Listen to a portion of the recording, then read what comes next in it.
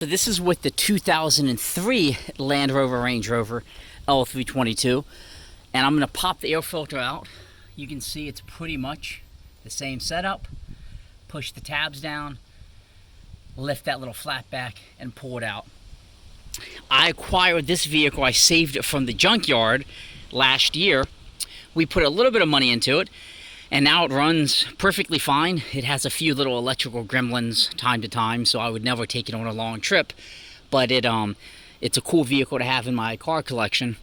And, you know, if anything, it's a BMW V8, and a lot of people don't keep those on the road. So let me shut up, pull the filter, see how this looks. If it looks worse than the old one I pulled out of the 07, I'll swap them to at least get one that's not as dirty. So let's find out.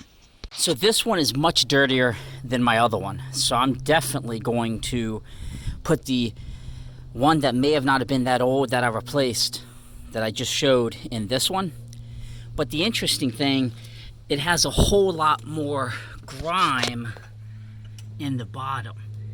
So I'm going to take a vacuum, a shop vac, stick it down there, and suck all of that debris out.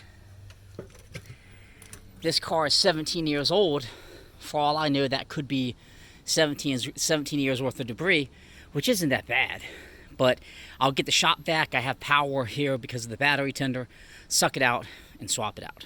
So basically, I just plug the little shop vac in, and this end will fit completely in the back where the air filter goes.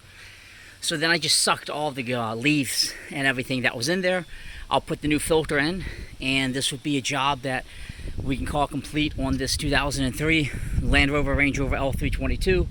It's not a brand new filter, but I think the one, as I mentioned, out of the 07 was new. It definitely is in better shape than what was in here. Thanks for tuning in. I hope this is helpful. It's easy to do. Save yourself a few bucks. Keep your air in your cabin nice and clean. See you later.